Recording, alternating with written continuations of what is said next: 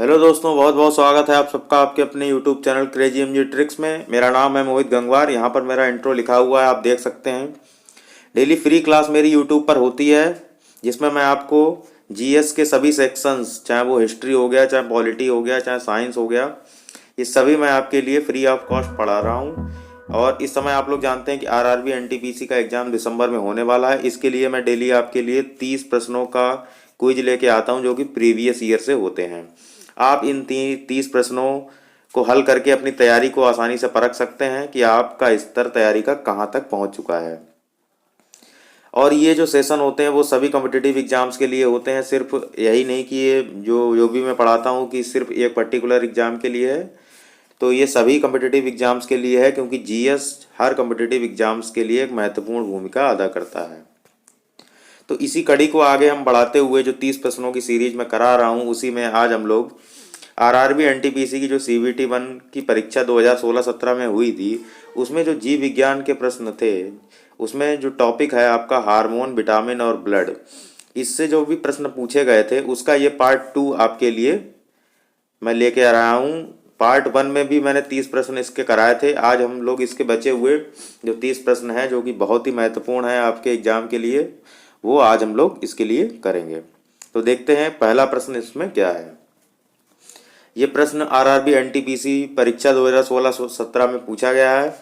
इसमें कहा है कि नीचे एक अभिकथन ए और एक कारण दिया गया है, तो ये कथन और कारण पढ़ के हमें सही विकल्प चुनना है। तो कथन क्या है? कथन ये है कि सांस के साथ कार्बन मोनोऑक्साइड जाने पर ये मौत का कारण बनती है। ये आपका कोई स्टेटमेंट है। रीजन इसका दिया हुआ है, कारण दिया हुआ है कि कार्बन मोनोऑक्साइड हीमोग्लोबिन में मिल जाती है।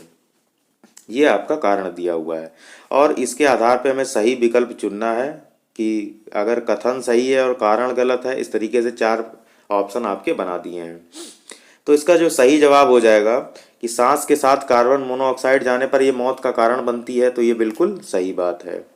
दूसरा जो कारण है कि कार्बन मोनोऑक्साइड हीमोग्लोबिन में मिल जाती है, तो ये भी सही रीजन दिया हुआ है इस कथन का। तो इसका जो सही जवाब हो जाएगा ए और आर दोनों सही हैं, और जो रीजन है या कारण है वो कथन की उचित व्याख्या है। ठीक, तो इसका सी ऑप्शन हमारा सही हो जाएगा। तो आप लोग जानते हैं कि जो कार्बन मोनोऑक्साइड होता है, ये जब ब्लड में हीमोग्लोबिन से मिलता है, ये जब ब्लड में हीमोग्लोबिन से मिलता है, तब ये एक स्थायी यौगिक बनाता है। उस यौगिक को हम लोग कार्बोक्सी हीमोग्लोबिन कहते हैं। क्या कहते हैं? Carboxy haemoglobin. कार्बोक्सी हीमोग्लोबिन बनाता है ये। तो ये कार्बोक्सी हीमोग्लोबिन जब ये बनता है, तो इसकी एक खासियत होती है कि एक स्थायी यौगिक होता है। क्या होता है? एक स्थायी यौगिक होता है। तो स्थायी यौगिक है, तो जिससे कि इसकी एक प्रॉपर्टी होती है कार्बोक्सी हीमोग्लोबिन की, कि ये जो ऑक्सीजन है इसको फ्री या रिलीज नहीं कर पाता है। ठीक है, ये ऑक्सीजन को रिलीज नहीं कर पाता है। तो ऐसी स्थिति में हमें घुटन जैसी महसूस होने लगती है। तो इसीलिए ये बहुत ज़्यादा मात्रा में जब हमारे लंग्स में, सांस में कार्बन मोनोऑक्साइड जाती है, तब ये अंत में मौत का कारण बनती है। तो ये स्टेटमेंट भी सही दिया था। और जो कार्बन मोनोऑक्साइड हीमोग्लोबिन में मिल जाती है, ये भी बात सही है, क्योंकि कार्बोक्सी हीमोग्लोबिन बना देता है, जो कि एक स्थायी यौगिक होता है जिससे ऑक्सीजन मुक्त नहीं हो पाती है और हमें घुटन का अनुभव होने लगता है। ध्यान रखेंगे कि जो कार्बन मोनोऑक्साइड है, इसकी जो हीमोग्लोबिन के साथ जो बॉन्डिंग होती है वो बहुत ज़्यादा होती है। इन कंपैरिजन टू ऑक्सीजन इसकी बॉन्डिंग हीमोग्लोबिन के साथ बहुत ज़्यादा होती है। इसीलिए कार्बन मोनोऑक्साइड आसानी से हीमोग्लोबिन में मिल जाती है, और बहुत अधिक मात्रा में अगर कार्बन मोनोऑक्साइड हीमोग्लोबिन में मिल जाए तो अंततः व्यक्ति की मृत्यु तक हो सकती है। तो इसका जो सी ऑप्शन है वो बिल्कुल सही दिया हुआ है। कथन और कारण दोनों सही हैं और आर ए की उचित व्याख्या है। तो बढ़े आगे, अगला प्रश्न देखें। अगला प्रश्न है आपके सामने, एक वयस्क मानव का पूरा पाचन तंत्र यानी मुंह से लेकर गुदा तक कितने मीटर लंबा होता है? 4 विकल्प हैं आपके सामने, 8 मीटर, 7 मीटर, 10 मीटर और 9 मीटर। तो इसका जो सही जवाब हो जाएगा, पूरा पाचन तंत्र जो है 9 मीटर लंबाई का होता है। इस 9 मीटर में आपके 7.5 मीटर की छोटी आंत होती है, 7.5 मीटर की छोटी आंत होती है और 1.5 मीटर की बड़ी आंत होती है। ठीक है, ये बड़ी आंत होती है। ध्यान रखेंगे, ये जो नाम भले ही इसका छोटी आंत है लेकिन लंबाई इसी की ज़्यादा होती है। तो 7.5 मीटर की छोटी आंत होती है, 1.5 मीटर की बड़ी आंत होती है। पूरा पाचन तंत्र आपका 9 मीटर लंबा होता है। तो इसका डी विकल्प हमारा सही हो जाएगा। आगे बढ़े, अगला क्वेश्चन देखते हैं। अगला क्वेश्चन है, ल्यूकेमिया एक प्रकार का मानव रोग है जो कि, तो इसमें 4 विकल्प दिए हुए हैं। ये सफ़ेद रक्त कोशिकाओं का कैंसर है, या बी विकल्प विटामिन की कमी की वजह से होता है ल्यूकेमिया, बी विकल्प हो गया। सी विकल्प है मस्तिष्क का कैंसर है, या डी विकल्प है प्रोटीन के अधिक सेवन के कारण होता है। आपको बताना है कि ल्यूकेमिया में क्या चीज़ होती है। तो ल्यूकेमिया क्या है? ल्यूकेमिया वाइट ब्लड कोशिकाओं का कैंसर है, या सफ़ेद रक्त कोशिकाओं का कैंसर है। अगर आपने जो रुधिर कणिकाएं या कोशिकाएं पढ़ रखी होंगी तो उसमें आपने श्वेत रुधिर कणिकाओं के बारे में पढ़ रखा होगा, या वाइट ब्लड सेल्स के बारे में पढ़ रखा होगा। तो अगर आप उसकी इंग्लिश मीनिंग देखेंगे तो उसको कहा जाता है ल्यूकोसाइट। क्या कहा जाता है? ल्यूकोसाइट। इसी ल्यूकोसाइट से ही वर्ड बना है ल्यूकेमिया। ठीक है, तो हमेशा याद रखेंगे ल्यूकेमिया को हमेशा सफ़ेद रक्त कणिकाओं से जोड़ना है आपको ऑप्शन में। सफ़ेद रक्त कोशिकाओं का कैंसर होता है ल्यूकेमिया, ल्यूकोसाइट इसको कहते हैं। इसमें क्या होता है, सफ़ेद रक्त कोशिकाओं में अनियमित रूप से वृद्धि हो जाती है और यही एक कैंसर का कारण बन जाती है। तो ल्यूकेमिया क्या है? सफ़ेद रक्त कोशिकाओं का कैंसर है। ठीक, अगला प्रश्न है आपके सामने, निम्न में से कौन से जल प्रदूषक मिनीमाटा रोग के कारक होते हैं? 4 विकल्प हैं, मिथाइल मरकरी, लेड, परक्लोरेट या साल्मोनेला। तो इसका जो सही जवाब हो जाएगा मिथाइल मरकरी। मिथाइल मरकरी जल में जब मिल जाता है तब इससे मिनीमाटा रोग हो जाता है। मिनीमाटा नाम कैसे पड़ा है? तो जापान का एक शहर है मिनीमाटा, जापान का एक शहर है मिनीमाटा। 1956 में जापान के मिनीमाटा शहर के पास जो मछुआरे थे उनमें सर्वप्रथम इस रोग को देखा गया था। मछुआरों में सर्वप्रथम ये रोग देखा गया था। क्यों? क्योंकि इन्होंने मछलियों का सेवन कर लिया था। किस प्रकार की मछलियां थीं? उनमें जो है मिथाइल मरकरी की बहुत ज़्यादा सांद्रता थी उस जल में। जिस जल में या समुद्र में मिथाइल मरकरी की मात्रा ज़्यादा हो गई थी तो वो उस मिथाइल मरकरी को किसने कंज्यूम किया? सबसे पहले मछलियों ने। तो उन मछलियों से किस में चला गया? मछुआरों में। तो ये जो घटना है ये 1956 की है, जापान के मिनीमाटा शहर की। इसीलिए इसे मिनीमाटा रोग कहते हैं। तो इसका कारण क्या होता है? Methyl mercury. तो इसका ए विकल्प हमारा सही हो जाएगा। अगला देखते हैं। अगला प्रश्न है, हमारा दंत वल्क किससे बना होता है? तो ध्यान देंगे, 4 ऑप्शन है, calcium phosphate, calcium sulphate, calcium oxide और कैल्शियम कार्बोनेट। तो हमारा जो दंत वल्क होता है जिसको इनेमल कहते हैं, क्या कहते हैं? इनेमल कहते हैं। और ये जो इनेमल होता है ये मानव शरीर का सबसे कठोर भाग होता है, सबसे कठोर भाग होता है। ठीक, यही जो इनेमल होता है कि कैल्शियम फॉस्फेट का बना होता है। ठीक, तो इसका ए विकल्प हमारा सही हो जाएगा। ठीक, कैल्शियम फॉस्फेट का बना होता है। और जो इनेमल होता है इसमें क्या पाया जाता है? तो हाइड्रोक्सी एपेटाइट पाया जाता है। क्या पाया जाता है? Hydroxy apatite. हाइड्रोक्सी एपेटाइट इसमें पाया जाता है। और इसमें हाइड्रोक्सी एपेटाइट में कैल्शियम और फॉस्फेट ये दोनों चीज़ें होती हैं। तो कैल्शियम फॉस्फेट का हम लोग कह सकते हैं कि जो इनेमल होता है, दंतवल्क होता है, वो कैल्शियम फॉस्फेट का बना होता है। तो इसका ए विकल्प सही हो जाएगा। आगे बढ़ें, अगला देखते हैं। ये सारे क्वेश्चन आपके आरआरबी एनटीपीसी परीक्षा में पूछे हुए हैं, मोस्ट रिपीटेड क्वेश्चन है, एग्जाम में आने की प्रबल संभावनाएं रहती हैं इस प्रकार के क्वेश्चनों की। तो आपको ध्यान से इन क्वेश्चनों को देखना है और अपना ये भी देखना है कि आपके इन 30 प्रश्नों में कितने सही हो रहे हैं। तब आपको अपनी तैयारी का भी अंदाज लग जाएगा। अगला प्रश्न देखते हैं। अगला प्रश्न है, मानव में ताप नियमन को किसके द्वारा नियंत्रित किया जाता है?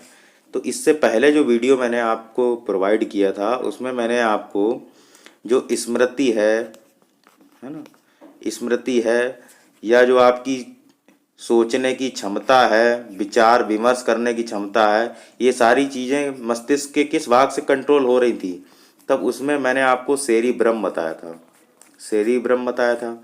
यहाँ पर क्या है, जो मानव का ताप नियमन है ये किससे होता है? तो ये हाइपोथैलेमस से होता है। ये भी मस्तिष्क का ही एक भाग होता है। तो हाइपोथैलेमस से ताप नियमन होता है। इसके अलावा आपका भूख प्यास, घृणा, ये सभी भी नियंत्रण का केंद्र कहाँ होता है? इन सभी चीज़ों का नियंत्रण केंद्र कहाँ है? तो मस्तिष्क के हाइपोथैलेमस में होता है। तो ये दोनों बातें आपको याद रखनी है। अगर स्मृति और सोचने वाली चीज़ों का पूछा जाए तो सेरिब्रम से होता है कंट्रोल। भूख प्यास घृणा ये सब चीज़ें किससे होती हैं कंट्रोल? तो हाइपोथैलेमस से। ठीक, आगे बढ़ें, अगला क्वेश्चन देखते हैं। अगला प्रश्न है आपके सामने कि मानव शरीर में प्रोस्टेट क्या है? प्रोस्टेट क्या है? तो 4 ऑप्शन है, संयोजी ऊतक, ग्रंथि, झिल्ली या मांसपेशी। ठीक है, तो इसका जो सही जवाब हो जाएगा, प्रोस्टेट क्या है? एक ग्रंथि होती है। तो प्रोस्टेट क्या है? एक ग्रंथि है। तो इसका जो है बी विकल्प हमारा सही हो जाएगा। आगे बढ़ें, अगला प्रश्न देखिए। अगला प्रश्न है, रिक्त स्थान दिया है, उसके बाद दिया है मांसल नलिकाएं होती हैं जो मूत्र को गुर्दे से मूत्राशय की तरफ आगे ढकेलती हैं। तो कौन सी मांसल नलिकाएं होती हैं जो मूत्र को किडनी से लेकर के जो मूत्राशय होता है उसकी तरफ आगे ढकेलती हैं? तो इसका जो सही जवाब हो जाएगा आपका मूत्र वाहिनी। यही जो मूत्र वाहिनी होती हैं, एक नलिकाएं होती हैं, इनका काम क्या होता है? जो भी आपका यूरिन होता है, मूत्र होता है, उसको किडनी से मूत्राशय की तरफ आगे ढकेलती हैं। तो इसका बी विकल्प हमारा सही हो जाएगा। अगला प्रश्न देखते हैं। अगला प्रश्न है, निम्न में से कौन सा हिस्सा मानव त्वचा का सबसे बाहरी हिस्सा होता है? ठीक, तो मानव त्वचा का सबसे बाहरी हिस्सा कौन सा होता है? तो हमेशा याद रखेंगे आपका एपिडर्मिस होता है। कौन सा होता है? एपिडर्मिस होता है। ध्यान रखेंगे, इसमें जो 3 परत होती हैं हम लोगों की स्किन की, ठीक, 3 परत होती हैं। तो जैसे मान लीजिए ये जो है सबसे बाहरी परत है, तो ये जो है हो गई आपकी एपिडर्मिस। उसके नीचे आ जाती है तो डर्मिस, और सबसे नीचे पाई जाती है आपकी हाइपोडर्मिस। ठीक, इन तीनों का क्रम आपसे पूछा जाता है। तो एपिडर्मिस और उसके नीचे डर्मिस और सबसे नीचे जो त्वचा की परत होती है उसको हाइपोडर्मिस कहा जाता है। तीनों पता चल गई। हमसे सबसे बाहरी हिस्सा पूछा गया था, तो इसका जो है एपिडर्मिस आंसर सही हो जाएगा। आगे बढ़ें, अगला प्रश्न दिया हुआ है कि हमारे फेफड़ों में कितनी कोशिकाएं होती हैं? इसके 4 विकल्प दिए हुए हैं, 100 million, 200 million, 400 million and 300 million. तो इसका जो सही जवाब हो जाएगा 300 मिलियन। ठीक, हमारे फेफड़ों में कितनी कोशिकाएं होती हैं? तो 300 मिलियन होती हैं। ध्यान रखेंगे 2 लंग्स होते हैं और प्रत्येक लंग्स में 150 मिलियन कोशिकाएं होती हैं। तो टोटल कितनी हो गई? अगर एक फेफड़े में एक पार्ट में 150 मिलियन है तो दोनों मिला के कितनी हो जाएंगी? 300 मिलियन। तो इसका डी विकल्प हमारा सही हो जाएगा। आगे बढ़ते हैं, अगला प्रश्न देखिए। अगला प्रश्न है, निम्नलिखित में से कौन सा कैल्शियम का समृद्ध स्रोत नहीं है?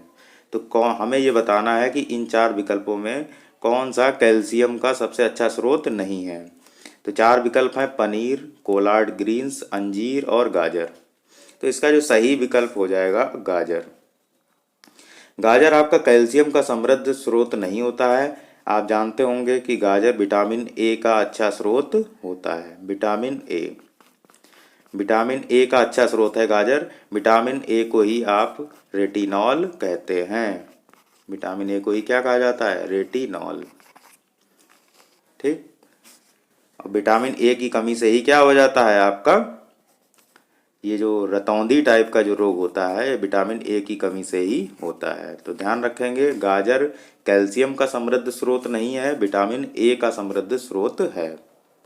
आगे बढ़ें, अगला प्रश्न है आपके सामने, निम्नलिखित में से किसकी उच्च स्तर में उपस्थिति से मधुमेह रोग हो जाता है। मधुमेह ही किसको क्या कहते हैं, डायबिटीज। ध्यान देंगे, डायबिटीज ही मधुमेह है। तो किसकी उच्च सांद्रता की वजह से मधुमेह होता है। 4 विकल्प हैं, फ्रक्टोज, सुक्रोज, ग्लूकोज और सैकराइड्स। तो इसका जो सही आंसर हो जाएगा आपका ग्लूकोज। ध्यान देंगे कि ये जो ग्लूकोज अगर ब्लड में बढ़ जाता है तब डायबिटीज का रोग होता है आपका। आपने पढ़ रखा होगा कि हमारे बॉडी का एक ग्रंथि होती है अग्न्याशय। इस अग्न्याशय की जो बीटा कोशिकाएं होती हैं, बीटा कोशिकाएं जो होती हैं उनमें से एक हार्मोन का स्रावण होता है, एक हार्मोन निकलता है जिसको इंसुलिन कहा जाता है। ठीक, यही जो इंसुलिन होता है अगर ये कम मात्रा में निकलने लगता है तब आपका डायबिटीज होता है। तो इंसुलिन का काम क्या होता है, इंसुलिन का काम होता है ग्लूकोज को ग्लैक्टोज में बदलना, ग्लूकोज को ग्लाइकोजन में बदलना, ग्लैक्टोज नहीं ग्लाइकोजन। तो ग्लूकोज को ग्लाइकोजन में बदलने का काम किसका है, इंसुलिन का। तो अगर इंसुलिन कम मात्रा में निकलेगा तो ये जो ग्लूकोज है ये आपका ग्लाइकोजन में कम बदलेगा। तो इसका मतलब ग्लूकोज आपका एक टाइम में बढ़ता जाएगा और ग्लाइकोजन जो है घटता चला जाएगा अगर इंसुलिन कम निकलेगा, क्योंकि इंसुलिन का काम मैंने क्या बताया, ग्लूकोज जब आपका ग्लूकोज को ग्लाइकोजन में बदलना ये काम है किसका, इंसुलिन का। अगर इंसुलिन की मात्रा अग्न्याशय से कम निकलेगी तो ग्लूकोज की मात्रा बढ़ेगी और ग्लाइकोजन की मात्रा घटेगी। तो ग्लूकोज की मात्रा जब बढ़ेगी इसी को ही आप क्या कहते हैं, डायबिटीज कहते हैं। ठीक, तब आपको पूरी कहानी समझ में आ गई होगी डायबिटीज की। डायबिटीज में क्या होता है, तो ग्लूकोज की मात्रा ब्लड शुगर में बढ़ जाती है। इस तरीके से भी प्रश्न आपसे पूछा जा सकता है कि जो मधुमेह रोग होता है ये किसकी वजह से या किसकी सांद्रता के कारण हो सकता है। तो 4 विकल्प अगर दे दिया जाए कि इंसुलिन की मात्रा बढ़ने से, इंसुलिन की मात्रा घटने से, तो कभी भी इंसुलिन की मात्रा बढ़ने से नहीं होता डायबिटीज। इंसुलिन का स्रावण अगर कम होता है, कम मात्रा में होता है, तब डायबिटीज आपको हो जाता है। इसीलिए जो डायबिटीज के रोगी होते हैं उनको इंसुलिन के इंजेक्शन लगाए जाते हैं। ठीक है, तो इंसुलिन की मात्रा जब कम निकलेगी तब आपका ब्लड में ग्लूकोज का लेवल बढ़ जाता है और इसी घटना को या इसी केस को क्या कहा जाता है, डायबिटीज कहा जाता है। तो इसका सी विकल्प हमारा सही हो जाएगा। आगे बढ़ें, अगला प्रश्न देखिए। अगला प्रश्न दिया हुआ है, एक कथन दिया है, कारण दिया है, फिर से वही है। एक कथन क्या दिया हुआ है, बेरी बेरी एक विषाणु जनित रोग है। ठीक, तो बेरी बेरी एक विषाणु जनित रोग है। दूसरा कारण दिया है, विटामिन की कमी बीमारियों का कारण बनती है। तो आपको बताना है कि इनमें से कौन सा सही है और कथन कारण की व्याख्या है कि नहीं। तो आप लोग जानते हैं कि जो बेरी बेरी रोग होता है ये विटामिन बी की कमी से होता है। किसकी कमी से होता है, विटामिन बी की कमी से होता है। तो ये विषाणु जनित संक्रमण है, ये बात तो बिल्कुल गलत है। विटामिन की कमी बीमारियों का कारण बनती है, तो ये बात बिल्कुल सही है। आप लोगों ने पढ़ रखा होगा कि विटामिन ए की कमी से ये बीमारी हो गई, विटामिन बी की कमी से ये हो गया, विटामिन सी से स्कर हो गया, ये सब पढ़ रखा होगा। तो इसका मतलब कारण आपका सही है। तो इसका जो सही विकल्प हो जाएगा कि कथन ए गलत है लेकिन आर सही है। तो इसका ए विकल्प हमारा सही हो जाएगा। ठीक, विटामिन बी का जो आपका रासायनिक नाम होता है ये भी आपसे पूछा जाता है। तो विटामिन बी को आप लोग थायमिन कहते हैं। क्या कहते हैं, थायमिन। हालांकि विटामिन बी 12 तक जाता है, जो साइनोकोबालामिन होता है बी 12 वहाँ तक जाता है। हालांकि विटामिन जो बी 1 होता है इसी को थायमिन, या विटामिन बी का पूछा जाए रासायनिक नाम तब भी आपको थायमिन ही लगाना होता है। तो विटामिन बी की कमी से बेरी बेरी रोग हो जाता है। तो इसका ए विकल्प सही था। आगे बढ़ें, आगे बढ़ते हैं। अगला प्रश्न देखिए।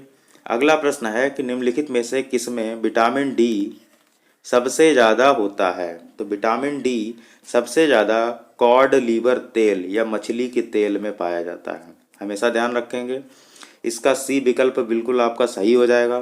ध्यान देंगे कि विटामिन डी को कैल्सीफेरॉल कहा जाता है। क्या कहा जाता है, कैल्सीफेरॉल। क्योंकि क्यों ऐसे, इसको कैसे याद रखेंगे कि आप कैल्सीफेरॉल कहा जाता है।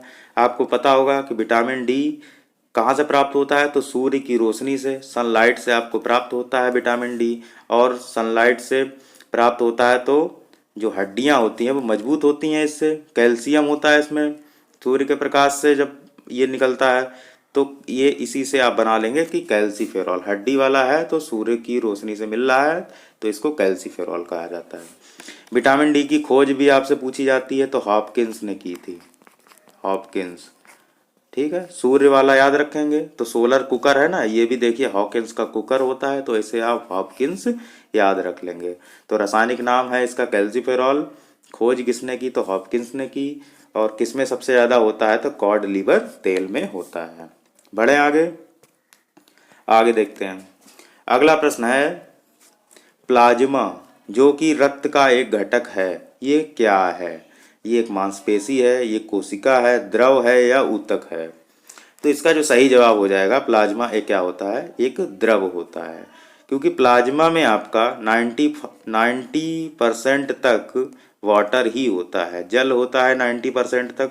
बाकी जो 10% होता है वो आपके कार्बनिक यौगिक होते हैं, कार्बन के यौगिक होते हैं, या अकार्बनिक यौगिक भी हो सकते हैं। बाकी 10% में ये होता है, लेकिन 90% पूरा पार्ट इसका जो है जल से बना होता है। ध्यान देंगे, जो हमारा जो ब्लड है ये दो चीज़ों से मिलकर बना होता है। एक होता है आपका प्लाज्मा और दूसरा क्या होता है आपका रुधिराणु, जिसको आप ब्लड कार्पल्स कहते हैं, ब्लड कार्पल्स कहते हैं, रुधिराणु। इन दो चीज़ों से बना होता है ब्लड, या तो प्लाज्मा होगा या तो रुधिराणु होगा। ये जो प्लाज्मा है ये आपका 60% होता है और ये जो रुधिराणु है ये 40% होता है। ठीक है, और इस प्लाज्मा के 60% में भी 90% आपका क्या होता है, जल होता है, जो कि अभी मैंने आपको बताया था कि 90% प्लाज्मा में क्या होता है, जल होता है। ठीक है, और बाकी जो रुधिराणु हैं आपके 40%, इसी में आपके तीनों चीज़ें आ जाती हैं, श्वेत लाल रक्त कणिकाएं, श्वेत रक्त कणिकाएं और प्लेटलेट्स। ये सारी चीज़ें किसमें आती हैं, रुधिराणु में आ जाती हैं। तो इसका सी विकल्प हमारा सही हो जाएगा। आगे बढ़ते हैं। अगला प्रश्न है कि जो एबीओ खून प्रणाली है, रक्त प्रणाली है, इसका आविष्कार किसने किया। Very very important question. तो चार ऑप्शन है, Koller, Maurice Hilleman, Karl Landsteiner और एडवर्ड जेनर। इसका सही विकल्प हो जाएगा कार्ल लैंड स्टीनर। जब भी आपसे पूछा जाए कि ब्लड ग्रुप की खोज किसने की, तो एबीओ खून प्रणाली का मतलब ब्लड ग्रुप ही तो हुआ। तो कार्ल लैंड स्टीनर ने ब्लड ग्रुप की खोज की थी। अगर आपसे पूछा जाए कि एंटीजन की खोज किसने की, एंटीजन की खोज किसने की, तब भी आपको क्या लगाना है, कार्ल यही लैंड स्टीनर लगाना है। लेकिन अगर आपसे पूछा जाए रक्त परिसंचरण की खोज किसने की, रक्त परिसंचरण की खोज किसने की, तब आपका क्या आंसर होगा, तब आप लगाएंगे विलियम हार्वे। क्या लगाएंगे, विलियम हार्वे। तो विलियम हार्वे ने क्या किया था, रुधिर परिसंचरण की खोज की थी। रक्त परिसंचरण का मतलब ब्लड सर्कुलेशन। तो ब्लड सर्कुलेशन की खोज पूछी जाए तो विलियम हार्वे ने की थी। ब्लड ग्रुप की खोज पूछी जाए तो कार्ल लैंड स्टीनर ने की थी। एंटीजन की खोज पूछी जाए तब भी कार्ल लैंड स्टीनर ने की थी। इसके अलावा अगर RH फैक्टर का भी पूछा जाए तब भी लैंड स्टीनर और वीनर का ही नाम आता है। तो इसका सी विकल्प हमारा सही हो जाएगा। आगे बढ़ें। अगला विकल्प, अगला प्रश्न देखिए, AB रक्त वाला व्यक्ति क्या करता है। तो इसमें 4 विकल्प दिए हैं। तो आपको पता होगा कि जो AB वाला व्यक्ति होता है, जिसका ब्लड ग्रुप AB होता है, ये क्या होता है, सर्वग्राही होता है। क्या कहते हैं इसको, सर्वग्राही। तो सर्वग्राही का मतलब होता है कि ये किसी भी व्यक्ति का ब्लड ले सकता है। तो इसका जो सी ऑप्शन है कि किसी भी वर्ग से रक्त ले सकता है, इसका सी विकल्प सही हो जाएगा। ऐसे ही आपका O ब्लड ग्रुप होता है, इसको सर्वदाता कहा जाता है, यानी कि यूनिवर्सल डोनर कहा जाता है। सर्वदाता होता है, ये किसी भी वर्ग वाले व्यक्ति को अपना ब्लड दे सकता है। ठीक, तो ये दोनों आपसे पूछे जाते हैं। ए बी सर्वग्राही होता है, ओ सर्वदाता होता है। ए बी में जो ए बी ब्लड ग्रुप वाला व्यक्ति होता है, इसमें दोनों एंटीजन पाए जाते हैं, यानी कि ए भी एंटीजन होता है और बी भी एंटीजन होता है।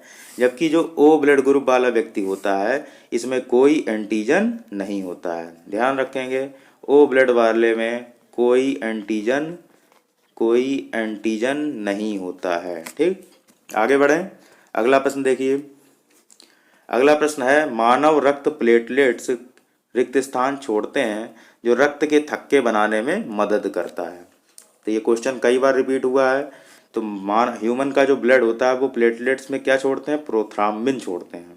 ठीक, तो इसका ए विकल्प सही हो जाएगा। प्रोथ्राम्बिन की वजह से ही रक्त का थक्का जमता है। ये पूरी प्रोसेस है, आप लोग पढ़ लीजिएगा।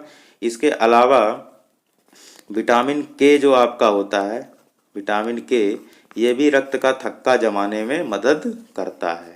लेकिन ध्यान देंगे, अगर रक्त बाहर निकल रहा है आपकी बॉडी से, उसका थक्का जमाना तो बहुत आवश्यक होता है, नहीं तो ब्लड आपका बहता ही चला जाएगा। लेकिन आप इमेजिन कीजिए कि आपके शरीर के अंदर की जो नसें हैं, उनमें से अगर रक्त बाहर निकलना शुरू हो जाए, मतलब शरीर के अंदर ही ब्लड फ्लो करना चल शुरू हो जाए, तब भी तो व्यक्ति की मृत्यु हो जाएगी। तो उस कंडीशन में आपको हिपैरिन याद रखना है। हिपैरिन जो आपका होता है, ये आपका एंटी कोगुलेंट होता है, यानी कि ये आपका ब्लड जमने से क्या करता है? रोकता है। तो ये बॉडी के अंदर ब्लड जमने से रोकता है। ठीक है, हिपैरिन का क्या काम है? बॉडी के अंदर ब्लड नहीं जमने देना। तो ये हिपैरिन का काम है, ब्लड नहीं जमने देना। ठीक है, तो आपको ये पता चल गया कि प्रोथ्राम्बिन क्या है, विटामिन के से क्या होता है, हिपैरिन का क्या काम है। यही सारे प्रश्न आपसे एनटीपीसी में पूछे जाते हैं। आगे बढ़ें, अगला प्रश्न देखिए। अगला प्रश्न है आपका, सामान्य मानव में खून बहने का समय और जमने का समय क्या होता है? इस तरीके के भी प्रश्न पूछे जाते हैं। तो इसका सिर्फ एक ही इलाज है कि जितना ज़्यादा से ज़्यादा आप प्रीवियस ईयर लगाएंगे, आपको नए नए क्वेश्चन आपको सामने आएंगे और आप उनको आसानी से हल कर पाएंगे। क्योंकि कोई भी टीचर होता है या जब कोई पढ़ाता है, तो कभी कभी ऐसा होता है कि कुछ फैक्ट होते हैं वो उसके दिमाग से उतर जाते हैं, वो नहीं बताता है, नहीं ध्यान देता है। लेकिन इस तरीके के क्वेश्चन आपसे पूछे जाते हैं। तो सामान्य मानव में खून बहने का और जमने का जो समय है, 2 से 7 मिनट तक खून बहता है, 3 से 10 मिनट में खून जम जाता है। तो इसका सी विकल्प सही हो जाएगा। ठीक है, सी विकल्प। आगे देखते हैं। एक क्वेश्चन दिया हुआ है, एक वयस्क मानव के शरीर में कितने लीटर खून होता है? 4 विकल्प दिए हुए हैं, 5 से 6 लीटर, 7 से 8 लीटर, 4 लीटर और 4 लीटर से कम। तो आप ध्यान रखेंगे कि मानव शरीर में खून कितना होता है, तो 5 से 6 लीटर होता है। ठीक, ये आपका मैन में होता है। अगर वुमेन में पूछा जाए तो 4 से 5 लीटर होता है वुमेन में, क्योंकि हमेशा महिलाओं में 1 लीटर ब्लड हमेशा कम होता है इन कंपैरिजन टू मैन, यानी कि महिलाओं में ब्लड कम होगा और आदमियों में ज़्यादा होगा। ठीक, अब इस तरीके से भी आपसे प्रश्न पूछा जाता है कि शरीर के भार का कितना परसेंट ब्लड शरीर में होता है? फिर से सुनिए, शरीर के भार का कितना प्रतिशत खून होता है? तो अब आप क्या लगाएंगे? 7%। 7% होता है खून पूरे बॉडी का वेट का। तो ऐसे ही आप इसको याद रखने के लिए, जैसे मान लीजिए 70 किलो का कोई आदमी है और उसका 7% अगर ब्लड है, तो 70 का 7% अगर आप करेंगे तो लगभग वही 4.9 आएगा आपका। 4.9, यही जो लगभग 5 से 6 लीटर जो आपका आता है कि 5 से 6 लीटर ब्लड होता है, ये यहीं से आता है। ठीक, ऐसे याद करने के लिए आपको पता होगा किलोग्राम ज़्यादा होता है, लीटर कम होता है, वो सब चीज़ें ठीक है, लेकिन याद करने के लिए 70 का 7% कितना हुआ? 4.9। तो यही 7% जो है शरीर के भार का ब्लड होता है। तो ध्यान देंगे, 5 से 6 लीटर आपका खून होता है। तो इसका ए विकल्प हमारा सही हो जाएगा। आगे बढ़ें, अगला देखिए। अगला क्वेश्चन है, जो रक्त अल्पता है या रक्ताल्पता है, इसी को रक्त क्षीणता भी कहते हैं। इसी को क्या कहते हैं? रक्त क्षीणता भी कहते हैं। इसी को एनीमिया भी कहते हैं। इसी को एनीमिया भी कहते हैं। तो ये किसकी वजह से होती है? 4 विकल्प हैं आपके सामने। प्लेटलेट्स की कमी, आरबीसी की कमी, डब्ल्यूबीसी की कमी या ऑक्सीडेंट की कमी। तो ध्यान रखेंगे कि जो एनीमिया या रक्ताल्पता या रक्त क्षीणता जो होती है ये आरबीसी की कमी से होती, ये किसकी कमी से होती है? आरबीसी की कमी से होती है। आरबीसी का मतलब रेड ब्लड सेल्स हैं, लाल रक्त कणिकाएं। इनको और क्या कहा जाता है? तो एरिथ्रोसाइट कहा जाता है। एरिथ्रोसाइट्स। ठीक, ये सबके नाम आप इंग्लिश में देख लीजिएगा। इसको एरिथ्रोसाइट कहा जाता है। जो श्वेत रक्त कणिकाएं होती हैं इनको ल्यूकोसाइट कहा जाता है। और जो आपका जो प्लाज्मा वो प्लेटलेट्स होती हैं इनको आपको क्या कहा जाता है? थ्राम्बोसाइट्स कहा जाता है। तो ये सब भी चीज़ें आपको पता होनी चाहिए। तो आरबीसी की कमी से एनीमिया रोग हो जाता है, क्योंकि आरबीसी में क्या पाया जाता है? हीमोग्लोबिन पाया जाता है। ठीक है, तो हीमोग्लोबिन अगर कम मात्रा में होगा तो उसी वजह से रक्त क्षीणता होती है। तो आरबीसी की कमी इसका सही विकल्प हो जाएगा, विकल्प नंबर बी। अगला प्रश्न देखिए। अगला प्रश्न दिया है कि ओ रक्त समूह वाले व्यक्ति को यूनिवर्सल प्राप्तकर्ता कहा जाता है। अभी मैंने आपको पढ़ाया था, तो यूनिवर्सल प्राप्तकर्ता नहीं कहा जाता है, ओ को सर्वदाता कहा जाता है। तो ये गलत हो गया। ओ प्रकार के रक्त में कोई एंटीजन नहीं होता है, तो ये बात बिल्कुल सही लिखी हुई है। मैंने अभी बताया था कि ओ जो भी ब्लड ग्रुप होगा उसमें वही एंटीजन होता है। ठीक, तो जैसे अगर ए बी ब्लड ग्रुप है तो उसमें दोनों एंटीजन प्रेजेंट होंगे, उसमें कोई एंटीबॉडी नहीं होगी लेकिन उसमें दोनों एंटीजन प्रेजेंट होंगे।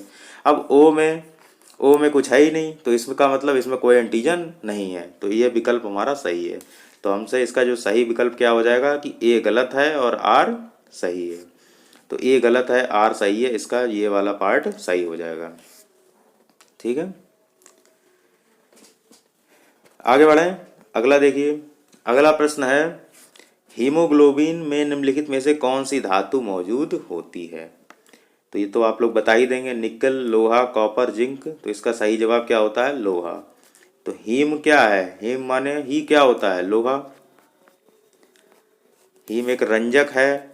और ग्लोबिन क्या है? प्रोटीन है। ग्लोबिन क्या है? एक लौह युक्त प्रोटीन होती है। और हीम क्या होता है? एक रंजक होता है। इसी के कारण क्या होता है? हीमोग्लोबिन के कारण ही क्या होता है? रक्त का रंग लाल होता है। और मेरे पेन का भी रंग लाल है। रक्त का रंग लाल होता है हीमोग्लोबिन की वजह से। हीमोग्लोबिन की खासियत होती है ऑक्सीजन और कार्बन डाइऑक्साइड को संयोग करने की। ठीक, तो ऑक्सीजन और कार्बन डाइऑक्साइड को संयोग करने की क्षमता भी होती है इसी हीमोग्लोबिन में। तो इतनी सारी बातें आपको पता होनी चाहिए। तो इसका सही विकल्प क्या हो जाएगा? Option number B. आगे बढ़ें। अगला देखिए।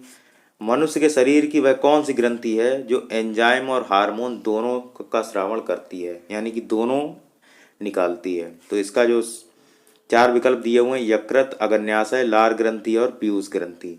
तो ध्यान देंगे, एंजाइम और हार्मोन दोनों निकालने का काम होता है अग्न्याशय का।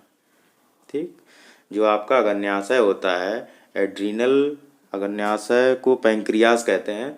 तो अग्न्याशय का ही काम है एंजाइम और हार्मोन दोनों का श्रावण करना।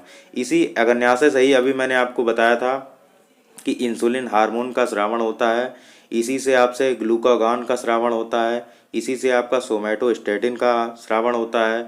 अग्न्याशय से जो रस निकलता है उसको पूर्ण पाचक रस कहा जाता है।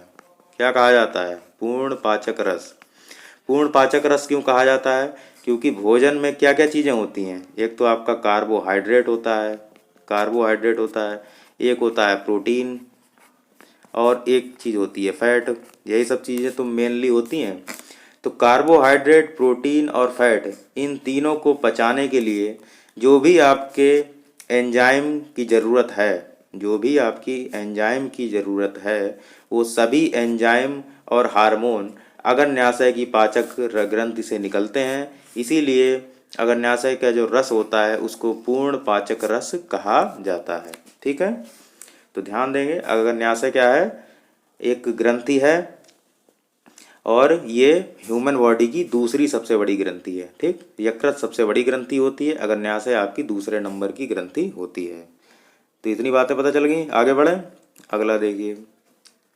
अगला प्रश्न है, निम्नलिखित रासायनिक पदार्थों में कौन सा अग्न्याशय द्वारा स्रावित होता है? तो अभी तो इतनी बार मैं बता ही चुका हूँ, इंसुलिन का स्रावण होता है आपका अग्न्याशय से। तो इन जो अग्न्याशय से इंसुलिन का स्रावण कहाँ होता है? तो अग्न्याशय में ही लैंगरहैंस की दीपिका पाई जाती है। तो लैंगरहैंस की दीपिका, ठीक, दीपिका पादुकोण नहीं, लैंगरहैंस की दीपिका की बीटा कोशिकाएं, इनमें इससे जो है आपका इंसुलिन का स्रावण होता है। तो यही जब इंसुलिन, आपका जो इंसुलिन है, यही अगर कम निकलता है तो ग्लूकोज की मात्रा क्या होती है, ग्लूकोज जो है आपका बॉडी में बढ़ जाता है, और ग्लूकोज बढ़ने को ही क्या कहा जाता है? डायबिटीज कहा जाता है। तो ये सारी चीज़ें मैं आपको पहले ही बता चुका हूँ, तो इसका बी विकल्प हमारा सही हो जाएगा। अगला क्वेश्चन है आपके सामने कि निम्नलिखित का सही ढंग से मिलान करें। तो इधर आपका हार्मोन दिया हुआ है और यहाँ पर स्रावी ग्रंथियाँ दी हुई हैं। तो इधर हार्मोन जितने भी दिए हैं और इधर ग्रंथियाँ दी हैं, आपको इनमें से बताना है कि कौन से हार्मोन कौन सी ग्रंथि से निकलता है। तो जैसे कि आपका जो प्रोलैक्टिन हार्मोन है, ये पीयूष ग्रंथि से निकलता है। प्रोलैक्टिन हार्मोन का काम होता है जब स्त्रियां गर्भ धारण करती हैं, तब जो उनके बच्चों को जो दूध पिलाना होता है, तो उसके लिए ये प्रोलैक्टिन हार्मोन उत्तरदायी है। तो प्रोलैक्टिन हार्मोन पीयूष ग्रंथि से स्त्रियों में रिलीज होता है। ठीक, इसके अलावा आपका एक जो मेलाटोनिन हार्मोन है, ये आपका पीनियल ग्लैंड से निकलता है। कहाँ से निकलता है? पीनियल ग्लैंड से निकलता है। ये आपके जो सोने और जगने की जो साइकिल होती है उसको कंट्रोल करता है। तो मेलाटोनिन कहाँ से निकलता है? पीनियल ग्लैंड से निकलता है। इसके अलावा आपका जो एल्डोस्टेरोन है, ये आपका निकलता है एड्रिनल ग्लैंड से। तो एड्रिनल ग्लैंड को क्या कहा जाता है? अधिवृक्क ग्रंथि। तो इसका ए विकल्प सही हो जाएगा। एक बचा है कोलीप के हार्मोन, इसका जो है मिलान हो जाएगा आपका पैराथायराइड ग्लैंड से। कोलीप के जो हार्मोन है, इसको एक और नाम दिया जाता है कैल्सीटोनिन हार्मोन। कैल्सीटोनिन हार्मोन, ठीक, कैल्शियम की मात्रा स्थिर रखने के लिए ये कैल्सीटोनिन हार्मोन या कोलिप के हार्मोन भी इसको कहा जाता है। तो कोलिप के हार्मोन पैराथायराइड ग्रंथि से निकलते हैं। एल्डोस्टेरोन अधिवृक्क या एड्रिनल ग्लैंड से सिक्रीट होता है। प्रोलैक्टिन हार्मोन पीयूष ग्रंथि या पिट्यूटरी ग्लैंड भी इसको कहते हैं। और मेलाटोनिन जो है ये आपका पीनियल ग्लैंड से निकलता है। जो कोलिप के हार्मोन पैराथायराइड ग्रंथि, पैराथायराइड का मतलब क्या होता है? ये तो इंग्लिश में लिखा है पैराथायराइड अबटू ग्रंथि, शायद इसको हिंदी में कहते हैं। तो इसका जो है सी पार्ट आपका सही है। तो ये इसके ऑप्शन नहीं बनाए, आप मैच करके देख लीजिए, आपको पता होना चाहिए बस कि कौन सा हार्मोन कहाँ से निकलता है। तो कोलिप के हार्मोन ये हमने सारे बता दिए हैं। आगे बढ़ें, अगला प्रश्न देखिए। अगला प्रश्न है कि कौन सा प्रकंद का एक उदाहरण है? 4 विकल्प हैं। तो प्रकंद का मतलब होता है तना, पहले तो यही समझ लो। 4 विकल्प हैं, गाजर, शकरकंद, लहसुन और अदरक। तो इनमें से कौन सा तना है या प्रकंद है? तो ध्यान देंगे, जो अदरक होता है आपका, ये आपका प्रकंद का एक उदाहरण है। गाजर, शकरकंद ये सब जो है जड़ें होती हैं। ठीक, तो इसका क्या हो जाएगा? डी विकल्प हमारा सही हो जाएगा। आगे बढ़ें, कोई दिक्कत नहीं है इसमें। ऐसे ही अगला क्वेश्चन है आपके सामने, मूली किसका उदाहरण है? तो ये गाजर, मूली, आलू, चुकंदर ये सब बहुत पूछा जाता है, हल्दी वल्दी, है ना। तो ये सब आपको पता होना चाहिए, कौन जड़ है, कौन तना है, कौन सा भाग खाया जाता है, कौन सा निकाला जाता है, कौन सा फेंका जाता है, सब पूछा जाता है। तो सब रट के बैठो।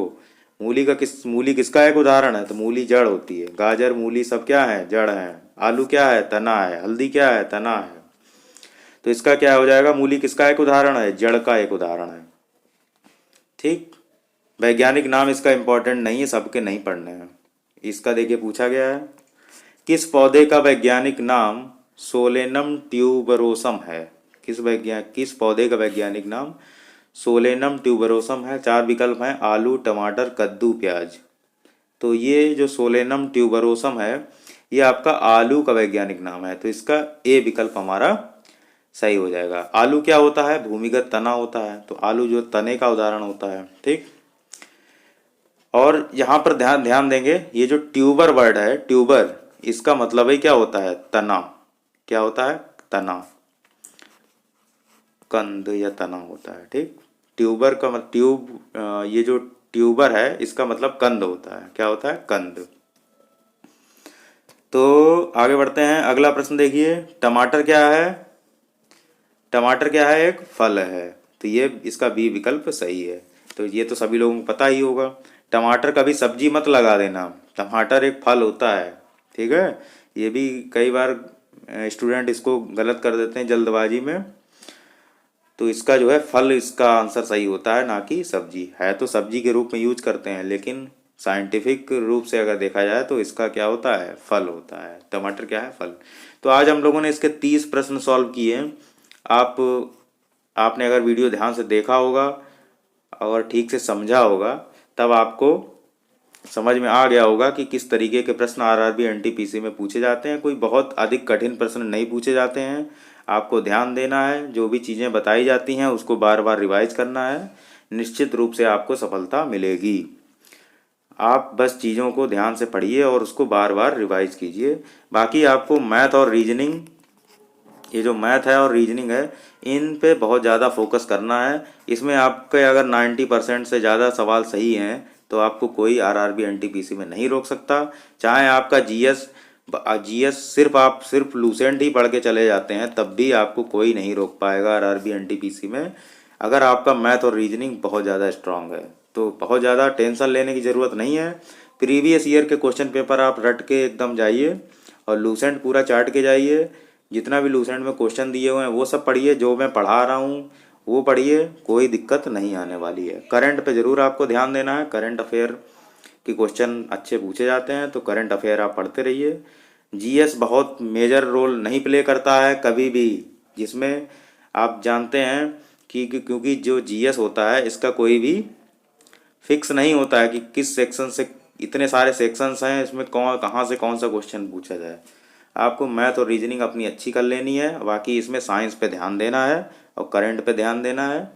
और जो कम सब्जेक्ट हैं जिनमें कम पढ़ के ज़्यादा अच्छे मार्क्स लाए जा सकते हैं, जैसे आप पॉलिटी पढ़ लीजिए, मॉडर्न हिस्ट्री पढ़ सकते हैं, आप भारत का भूगोल पढ़ सकते हैं। पूरा विश्व का भूगोल पढ़ने की ज़रूरत नहीं है, भारत का भूगोल पढ़ सकते हैं। और इसके अलावा जो इकोनॉमिक्स के जो बेसिक टर्म हैं वो देख सकते हैं। बस इतने से ही आपका बेड़ा पार हो जाएगा। तो टमाटर क्या है? फल। तो आज हम लोग बस इतना ही रखते हैं। मिलते हैं अगले वीडियो में एक नए 30 प्रश्नों के साथ, जो कि एक हो सकता है डिफरेंट विषय के हों। तो कैसा लगा आज आपको ये सेशन, कमेंट करके ज़रूर बताइएगा। मिलते हैं अगले वीडियो में, तब तक के लिए जय हिंद जय भारत।